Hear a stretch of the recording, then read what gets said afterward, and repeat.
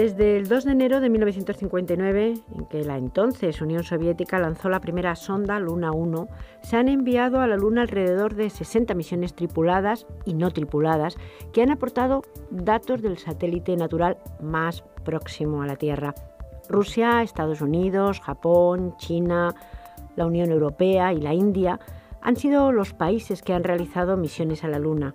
En 1959, la entonces Unión Soviética fue el primer país que consiguió orbitar el satélite artificial de la Tierra con la Luna 1. Pero fueron los astronautas estadounidenses Neil Armstrong y Edwin Aldrin los primeros que en 1969 pisaron el suelo lunar. Pues bien, vamos a hablar de eso. Vamos a hablar de misiones lunares, pero también vamos a hablar de investigación, porque para conseguir llegar a la Luna y otras satélites o a Marte o simplemente para la carrera espacial de la que ya hablamos en otro programa, es necesario, totalmente imprescindible que haya mucha investigación. Y la investigación en este aspecto también continúa. Pues bien, para hablar de este tema nos acompaña Carlos Antorand, catedrático de Física en la UNED. Bienvenido. Hola, ¿qué tal? Cristina Santamarta, profesora de Física en nuestra universidad. Bienvenida. Gracias, Isabel. Y Daniel Rodríguez, profesor de Física en nuestra universidad, en la UNED. Bienvenido. Bien allá. Hablamos de misiones lunares y quizá habría que empezar por saber quién empezó esta carrera. Yo creo que ya hablamos en algún otro programa que fue la Unión Soviética y además fue pues en el año 1959. Sí, la Unión Soviética en el 59 lanzó la sonda Luna 1, como bien has dicho antes, que fue la primera que consiguió orbitar la Luna y en su primer experimento determina que la Luna no posee campo magnético, que no es del todo cierto, pero bueno. Lo que nos lleva a este programa, en las misiones lunares, hay dos tipos de investigación. Uno, la investigación para construir los vehículos espaciales, para mandarlos a su objetivo, en este caso la Luna, y dos, hacer algún experimento, porque si no, como se dice, ¿para qué lo voy a mandar? Pues tendré que hacer algún experimento que me diga alguna cosita de la Luna. Cada uno de las misiones a la Luna, que son un montón, las has dicho tú antes, 60 misiones ha habido a la Luna, pues ha llevado a cabo algún experimento que intenta darnos a conocer mejor cosas de nuestro satélite o aspectos científicos que nos puedan valer para nuestra investigación en la Tierra y que se puedan ver también en la Luna. Entiendo que las primeras misiones quizá serían pues simplemente con la historia de llegar a la Luna y de impactar en la Luna. Quiero decir, en principio los experimentos no estaban previstos, sino lo importante era llegar de alguna manera. Claro, eso fue muy complicado, toda la tecnología para mandar un vehículo a la Luna. Mandarlo, que ese vehículo emitiera señales, que hubiera comunicación, que desde la Tierra se pudieran mandar algunas órdenes al vehículo y que el vehículo transmitiese datos. Si nosotros sabemos que no hay campo magnético en la Luna, que no es del todo cierto, es porque esa sonda logró transmitir sus datos a la Tierra y fueron analizados aquí por los científicos pues para descubrir este hecho. Bueno, y así las 60 misiones. El primer objetivo del primer vuelo tripulado, que es el del Apolo 11, que aluniza, va a ver cuál es la actividad sísmica que tiene la Luna, va a ver también, por ejemplo, se van a colocar un reflector al cual se le va a mandar luego una señal láser para hacer medidas de distancia Tierra-Luna y también se va a estudiar cuál es el polvo, digamos, ambiente, cuál es el tamaño de partícula que existe en ese ambiente. Ahora enseguida nos vamos a ir a los Estados Unidos y a ver cómo empezó esta carrera espacial, esta carrera a la Luna por parte de los Estados Unidos. Lo cierto es que, volviendo a la Unión Soviética, pues estos viajes de los Luna acabaron en el 24 y aquí finalizan las exploraciones no tripuladas a la Luna por parte de la Unión Soviética. Es un periodo de años más o menos que no llega a 20. ¿Por qué se paraliza de alguna manera esta investigación? No lo sé yo exactamente. Imagino que los rusos han ido más hacia Marte porque, bueno, los recursos son limitados, tampoco da para todo. Entonces, en el 76, los rusos, viendo que los americanos les habían adelantado ya por 3 cuerpos, yo creo que decidieron cambiar de objetivo y ser los primeros en llegar a Marte. Pero bueno, esto es una teoría propia, ¿eh? Claro, porque precisamente en mayo del año 61 fue el presidente Kennedy el que en el Congreso dijo que bien, que había que asumir el compromiso de poner al hombre en la Luna, además antes de terminar la década, cosa que hizo. Y aquí empezaron las misiones tripuladas y no tripuladas. Efectivamente, antes de llegar a la Luna el hombre, se enviaron muchas misiones no tripuladas y determinaron cosas tan simples como si cuando se posase el módulo lunar en la superficie se iba a hundir o no, cuál era la composición o cuál era la temperatura. Toda esta información se recopiló por sondas que no iban tripuladas y que transmitían su información a la Tierra.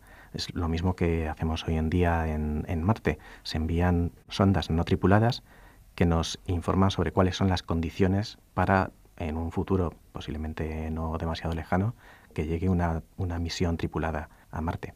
Es curioso porque lo cierto es que veo, por ejemplo, pues los programas de misiones no tripulados, pues como el Clementino, como el Lunar Prospector, y lo cierto es que el público en general, hablo, pues los que conocen y los que nos suenan son todas las misiones Apolo, es decir, las que iban tripuladas. Efectivamente, el hecho de que un ser humano llegue es lo novedoso.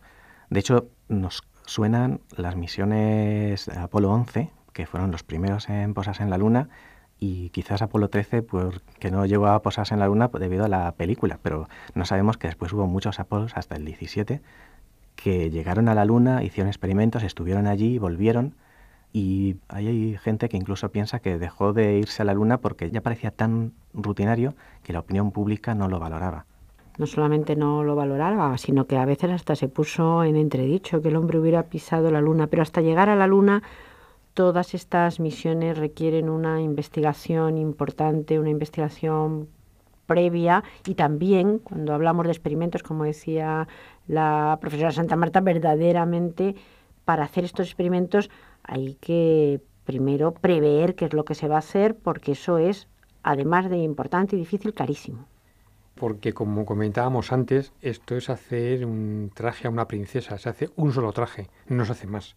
Cuando se diseñan, digamos, los aparatos que se van a utilizar en algún sitio, como es la Luna, no es trivial. Hay que saber muy bien si hay atmósferas, no hay atmósfera, cuál es la gravedad que existe, cuál es la composición, si hay o no hay campo magnético. Hay muchos factores que hay que determinar. Temperaturas, por ejemplo, variaciones de temperatura, eso es fundamental para hacerlo. En general, para todo. Cuando uno planifica un experimento, la primera cosa que tiene que pensar, ¿cuál es el objetivo? Quiero medir algo. ¿Y para qué lo quiero medir? Una vez que sabemos el para qué, busco qué voy a medir en realidad. Para hacer algo voy a medir tal cosa. Pueden ser medidas directas o medidas indirectas. En física usamos muchísimo las medidas indirectas. Entonces tengo que saber qué voy a medir. Dadas las circunstancias que son de lugar, de tiempo y de metodología, tengo que determinar a continuación cómo lo voy a hacer. Tengo el aparato que lo puedo comprar de forma fácil, tengo que construir el aparato. Se construyeron para hacer los experimentos en la Luna muchos aparatos ad hoc, simplemente para hacerlos una sola vez. Tenían problemas fundamentales de espacio. Puedo llevar 50 kilos en medio metro cúbico. Tengo que ser capaz de manejarlos con unos guantes enormes, con lo cual no puedo usar destornilladores fácilmente, no puedo tocar teclas pequeñas. Esas cosas no las puedo hacer. Tengo que planificarlo todo, no puedo dejar nada a la improvisación. Cuando tuvieron que improvisar, tuvieron el problema del Apolo 13, la improvisación fue todo Houston y todo Estados Unidos pensando cómo resolver el problema de encajar una pieza con otra cuando una era cuadrada y la otra era cilíndrica. Y no es trivial hacerlo. Entonces, esa planificación consiste también en dónde lo voy a hacer. Y cuando sabemos el dónde, son las circunstancias. Tengo que medir presiones, qué rango tengo de presiones. ¿Quién lo va a hacer? Porque no es un técnico el que lo va a hacer. Es verdad que eran pilotos del ejército, de las fuerzas aéreas o de la marina y tenían sus estudios superiores, pero no son expertos, no son físicos o químicos o ingenieros en ese estilo para hacerlo. ¿Y cuándo lo voy a hacer? ¿Cuánto dura ese experimento? Porque llevar energía, que era uno de los problemas mayores, llevar energía a la Luna no es fácil porque me hacen falta baterías y eso pesa. Y si pesa, tengo que tenerlo en cuenta para el cohete que tengo que utilizar. Todo ese tipo de planificación, sin poner simplemente nada más que las circunstancias que le van a rodear. Llevan muchísimo tiempo y se dedicaron a ciertas universidades de élite el diseño de ese tipo de experimentos.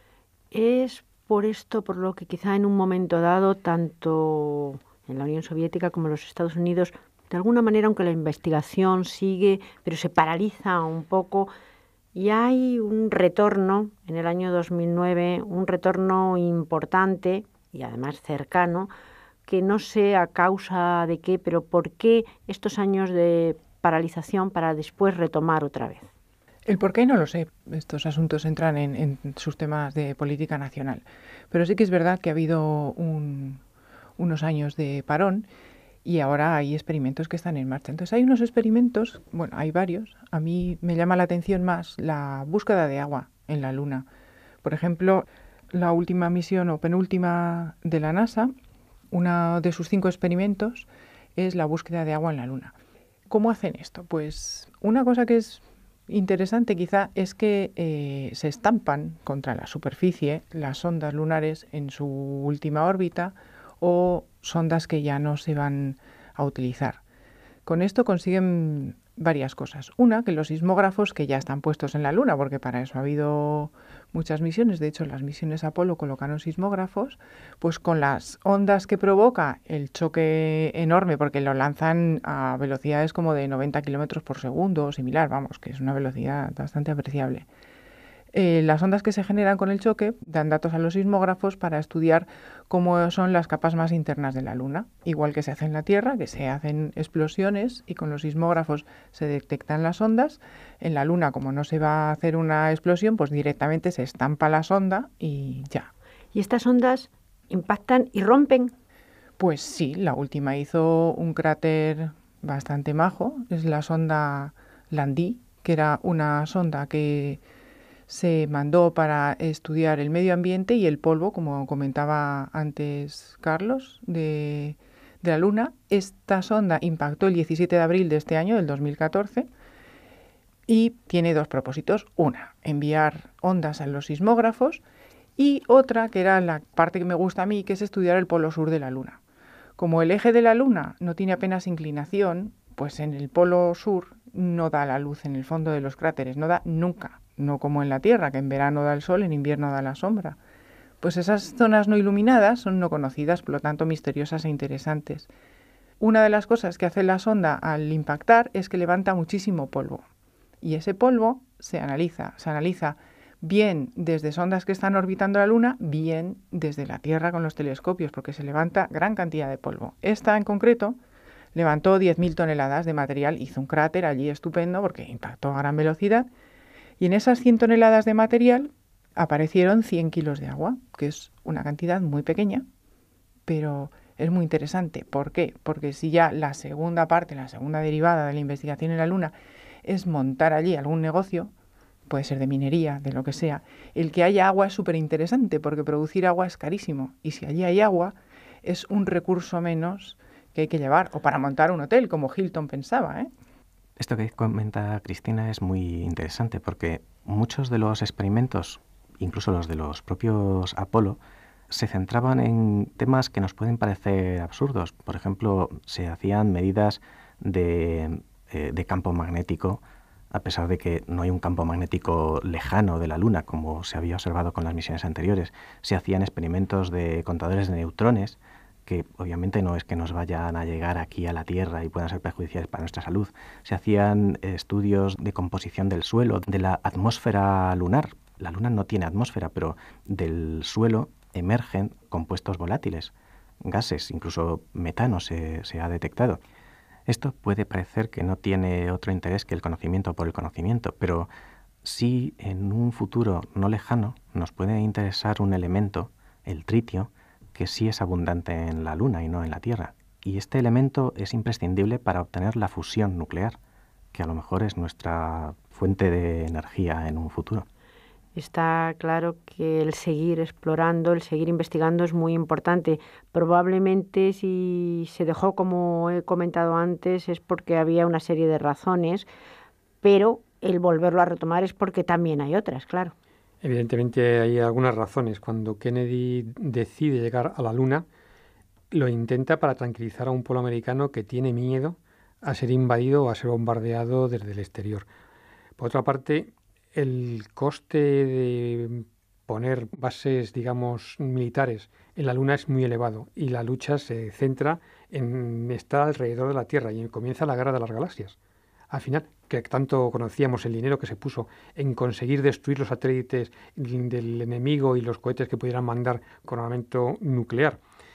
Y llega además con una crisis económica en Rusia galopante, con una falta de dinero que no puede dedicar a, digamos, material bélico y tiene que dedicarle a buscar trigo y alimentos para sus ciudadanos. Y también, por supuesto, el interés, porque lo cierto es que de los astronautas que pisaron la Luna, pues conocemos a los primeros, a los que la pisaron por primera vez. El nombre de Armstrong, de Aldrin y de Collins todavía está pues en el imaginario de todos. Sin embargo, es muy probable que no podamos nombrar a ninguno más.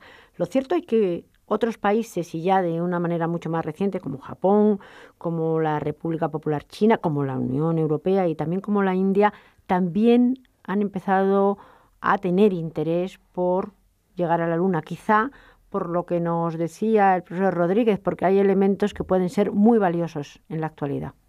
Hemos aprendido que la Luna tiene una composición muy similar a la Tierra, es decir, operaciones de minería de metales preciosos no vamos a ir a buscarlas allí, pero sí que está en una situación respecto al espacio exterior muy diferente de la Tierra.